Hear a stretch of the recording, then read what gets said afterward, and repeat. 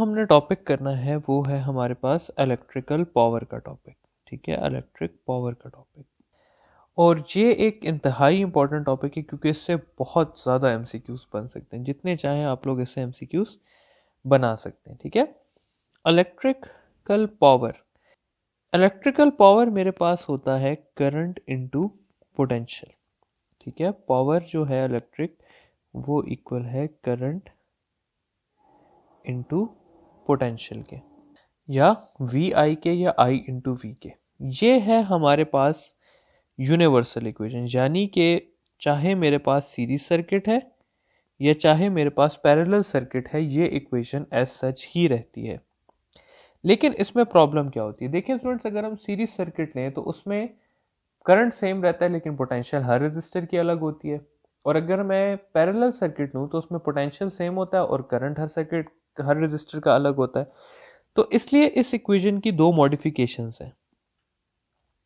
एक है हमारे पास P is equal to I square R, और दूसरी है P is equal to V square divided by R. ये जो इक्वेशन है ये है हमारे पास सीरीज सर्किट की इलेक्ट्रिक पावर की इक्वेशन, और ये वाली जो इक्वेशन है ये है हमारे पास पैरेलल सर्किट की इलेक्ट्रिक पावर की इक्वेशन। ठीक है, तो पावर की तीन इक्वेशंस हैं। सबसे पहली P is equal to V into I है, दूसरी जो है वो P is equal to I square R है जो कि हमारे पास सीरीज सर्किट की है, और जो तीसरी इक्वेशन है वो है हमारे पास वी स्क्वेयर बाय आर जो कि है पैरेलल सर्किट की। जो इलेक्ट्रिक पावर है वो एक स्केलर क्वांटिटी है, और इलेक्ट्रिक पावर का जो हमारे पास यूनिट है वो क्या है? वॉट है। ये सब इनिशियल नॉलेज लेने के बाद अब हमने क्या करना है कि हमने जाना है इसके सवालों पे। सवालों में से पहला सवाल ये आ जाता है कि हमारे पास which of the following devices have higher resistance. ठीक है, ये सवाल आपके पास है, which of the following have higher resistance. Option में आप लोगों के पास दिया हुआ है एलईडी बल्ब, और आप लोगों को दिया हुआ है वॉशिंग मशीन, और दिया हुआ है एसी, और आखिर में आप एयर कंडीशनर, और लास्ट में आप लोगों को दिया हुआ है ऑल हैव सेम। ठीक है, अब देखिए स्टूडेंट्स, ये है पावर का सवाल। पावर की अगर मैं फर्स्ट इक्वेशन लूँ P is equal to V square by R, ठीक है, तो इस इक्वेशन के हिसाब से पावर और रेजिस्टेंस क्या है? इनवर्सली रिलेटेड है। और अगर मैं इक्वेशन लूँ P is equal to I square R, तो पावर और रेजिस्टेंस जो है वो एक दूसरे के डायरेक्टली प्रोपोर्शनल है। अगर मैं फर्स्ट इक्वेशन के हिसाब से देखूं तो पावर सबसे ज़्यादा किस डिवाइस की है? एसी की है। ठीक है, और उसकी रेजिस्टेंस क्या होगी? सबसे कम होगी। और एलईडी की पावर जो है वो रेजिस्टेंस, पावर सबसे कम है तो उसकी रेजिस्टेंस कितनी होगी? सबसे ज़्यादा होगी। तो इसके हिसाब से एलईडी बल्ब आंसर होना चाहिए था, और इसके हिसाब से एयर कंडीशनर आंसर होना चाहिए था। कि अगर मैं पैरेलल के हिसाब से देखूं तो एलईडी बल्ब की जो पावर होती है वो सबसे कम होती है, और उसकी रेजिस्टेंस क्या होनी चाहिए थी? सबसे ज़्यादा होनी चाहिए थी। और अगर मैं सीरीज़ के हिसाब से देखूं तो एसी की पावर सबसे ज़्यादा होती है और उसकी रेजिस्टेंस क्या होनी चाहिए थी? सबसे ज़्यादा होनी चाहिए थी। तो अब सही आंसर क्या है? यहाँ पे तो ना सीरीज़ लिखा हुआ है ना पैरेलल लिखा हुआ है। तो स्टूडेंट्स याद रखें कि अगर कभी भी मेंशन ना किया हो कि ये सीरीज है या ये पैरेलल है, तो उसका मतलब होता है कि ये पैरेलल है। उसका रीज़न क्या है? देखिए स्टूडेंट्स, हमारा घर, ऑफिस, फैक्ट्रीज, बड़े से बड़ा ग्रिड स्टेशन, हर जगह पे सर्किट कौन सा लगा हुआ है? पैरेलल लगा हुआ है। ठीक है, तो जो भी कंपनी कोई भी डिवाइस बना रही है वो किस सर्किट को देख के बना रही है? पैरेलल को देख के बना रही है। तो अगर हमारे पास कनेक्शन का जिक्र नहीं किया हुआ, देखें यहाँ पर ना पैरेलल का जिक्र है ना सीरीज का जिक्र है, तो आप लोगों ने क्या लेना है? उसको एज अ पैरेलल सर्किट लेना है। तो पैरेलल सर्किट की जो पावर की इक्वेशन है वो क्या है हमारे पास? वो है P is equal to V square by R. या power is inversely proportional to resistance, या जितनी कम पावर होगी उतनी ज़्यादा रेजिस्टेंस होगी। इन डिवाइसेस में से हमें पता है, हमारा जनरल नॉलेज इतनी है कि एलईडी की पावर सबसे कम होती है, तो इसका आंसर क्या है? एलईडी बल्ब आंसर है इसका। ठीक है, तो ये चीज़ आप लोगों को बतानी थी कि अगर कनेक्शन ना दिया हुआ हो तो आप लोगों ने खुद उसे एज अ क्या लेना है? पैरेलल सर्किट लेना है। अब हम आ जाते हैं जी बल्ब्स पे, क्योंकि अब आप लोगों को सवाल आते हैं और बहुत सारे किस्म के आते हैं। अब सवाल इस तरह से है कि a 60 watt and 100 watt bulb are connected in parallel. Which one will, आगे सवाल हैं 3 किस्म के। पहला सवाल ये होता है कि which one have higher resistance। दूसरा सवाल ये होगा कि which one will be more bright। और तीसरा सवाल होगा which one will fuse first। ये 3 सवाल आप लोगों के पास सीरीज में भी आते हैं और पैरेलल में भी आते हैं। ठीक है, अब इनको करने का तरीका है, इनको आप लोग मैथमेटिकल याद रखने से ज़्यादा इनको तरीकों से याद रखेंगे। ठीक है, सबसे पहली चीज़ देख लेते हैं कि जी which one will have higher resistance.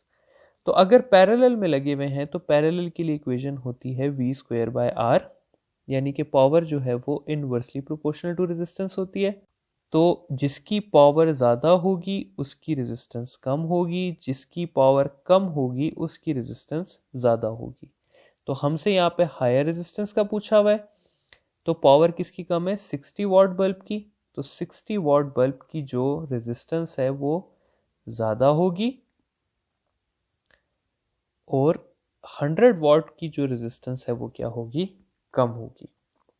दूसरा सवाल हमसे किया हुआ है कि which bulb will be more brighter. इसके लिए आप लोगों ने अपना जनरल आईक्यू इस्तेमाल करना है। ठीक है, हमारे घरों में कौन सा सर्किट लगा होता है? पैरेलल लगा होता है। और अगर हम एक 100 वाट का बल्ब लाएं और एक 60 वाट का बल्ब लाएं तो कौन सा ज़्यादा ब्राइट होगा? हमें पता है कि 100 वाट वाला क्या होगा? ब्राइटर होगा। तो मैं लिख सकता हूं कि पावर जो है वो डायरेक्टली प्रोपोर्शनल है ब्राइटनेस के पैरेलल सर्किट में, या ब्राइटनेस ऑफ 100 वाट बल्ब जो है वो ग्रेटर होगी ब्राइटनेस ऑफ 60 वाट बल्ब पे। ठीक है, और आप लोग एक और चीज़ याद रख लें फ्यूज से कि यार देखें एक बल्ब ज़्यादा ग्लो कर रहा है दूसरा कम ग्लो कर रहा है, तो कौन जल्दी फ्यूज होगा? जो ज़्यादा ग्लो कर रहा है। ठीक है, तो फ्यूज भी कौन पहले होगा? द वन ग्लोइंग मोर। तो जो 100 वाट का बल्ब होगा वो पहले फ्यूज होगा, और जो 60 वाट का बल्ब होगा वो बाद में फ्यूज होगा। ठीक है, तो ये है हमारे पास क्या? पैरेलल सर्किट के तीनों आंसर्स, कि जिसकी पावर कम होगी उसकी रेजिस्टेंस ज़्यादा होगी, जिसकी पावर ज़्यादा होगी उसकी ब्राइटनेस ज़्यादा होगी, और जिसकी पावर ज़्यादा होगी वो जल्दी फ्यूज होगा। अब इसी को हम थोड़ा सा चेंज करते हैं, सारे सवालों को सेम रखते हैं, लेकिन यहाँ पर सिर्फ एक लफ्ज़ का चेंज कर देते हैं, और वो लफ्ज़ होगा हमारे पास यहाँ पे पैरेलल की जगह लिख देते हैं सीरीज। और अब इसको सॉल्व करते हैं। तो which one will be having higher resistance? तो पावर जो है वो I²R है, पावर डायरेक्टली प्रोपोर्शनल है R के। ठीक है, तो जिसकी पावर ज़्यादा होगी उसकी रेजिस्टेंस ज़्यादा होगी, यानी कि जो 100 वाट का बल्ब है उसकी पावर 60 वाट के बल्ब से ज़्यादा होगी। बाकी दो चीज़ों को याद रखने के लिए ना बस इतना याद रख लें कि ये इनवर्स होता है पैरेलल का। तो अगर पैरेलल में 100 वाट का बल्ब ज़्यादा चमक रहा था तो सीरीज में 60 वाट के बल्ब की चमक ज़्यादा होगी बनिस्बत 100 वाट के। यानी कि जो पावर है वो ब्राइटनेस के इनवर्सली प्रोपोर्शनल है। ठीक है, जितनी ज़्यादा पावर होगी उतना कम वो ब्राइटनेस शो करेगा, और जितनी कम पावर होगी उतना ज़्यादा ब्राइट होगा। और फ्यूज़ का तो हमने पढ़ा है कि जितनी ज़्यादा ब्राइटनेस है उतनी जल्दी फ्यूज़ होगा। तो 60 वॉट वाले बल्ब की ब्राइटनेस ज़्यादा थी, तो फ्यूज़ भी जो है वो 60 वॉट वाला बल्ब पहले होगा और 100 वॉट वाला बल्ब बाद में होगा। तो ये हमने पढ़ा कि पैरेलल सर्किट में पावर के अंदर क्या होता है और सीरीज सर्किट में पावर के अंदर क्या होता है। अब इसको हमने करना है समराइज कुछ इस तरह से कर देते हैं कि एक सेंटर में लाइन ड्रॉ कर देते हैं, इस तरफ हम लिख देते हैं पैरेलल और इस तरफ हम लिख देते हैं सीरीज। ठीक है, पैरेलल में पावर और रेजिस्टेंस जो है एक दूसरे के इनवर्सली प्रोपोर्शनल होते हैं। सीरीज में पावर और रेजिस्टेंस एक दूसरे के डायरेक्टली प्रोपोर्शनल होते हैं। पैरेलल में जितनी ज़्यादा पावर वाला बल्ब होगा उतना ज़्यादा ग्लो करेगा, या उतनी ज़्यादा उसकी ब्राइटनेस होगी, या उतनी ज़्यादा उसकी इंटेंसिटी होगी। सीरीज में जितना कम पावर वाला बल्ब होगा उसकी उतनी ज़्यादा ब्राइटनेस या ग्लो होगा।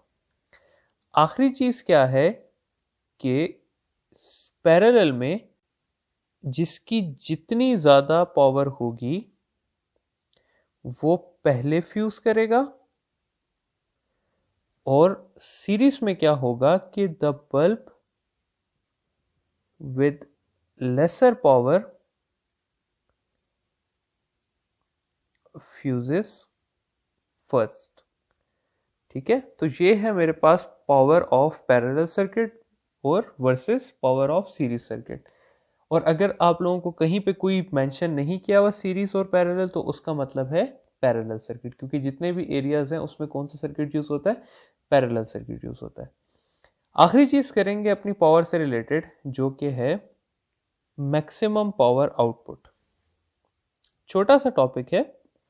मैक्सिमम पावर आउटपुट में क्या है कि अगेन जो है हमारे पास वही वाला सिनेरियो है कि एक बैटरी जो है वो कनेक्ट हुई हुई है एक रेजिस्टर के साथ।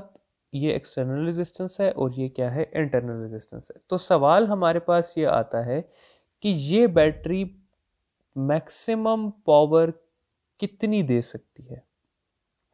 ठीक है, तो मैक्सिमम पावर का जो हमारे पास कॉन्सेप्ट है ना, उसके लिए आप लोगों ने एक एमसीक्यू याद रखना है कि बैटरी अपनी मैक्सिमम पावर तब देती है कि जब इंटरनल रेजिस्टेंस और एक्सटर्नल रेजिस्टेंस क्या हो जाए, इक्वल हो जाए। ये आप लोगों का एक ही एमसीक्यू आता है मैक्सिमम पावर आउटपुट से, कि मैक्सिमम पावर कब होती है कि जब आपके पास इंटरनल रेजिस्टेंस और एक्सटर्नल रेजिस्टेंस क्या हो जाए, इक्वल हो जाए।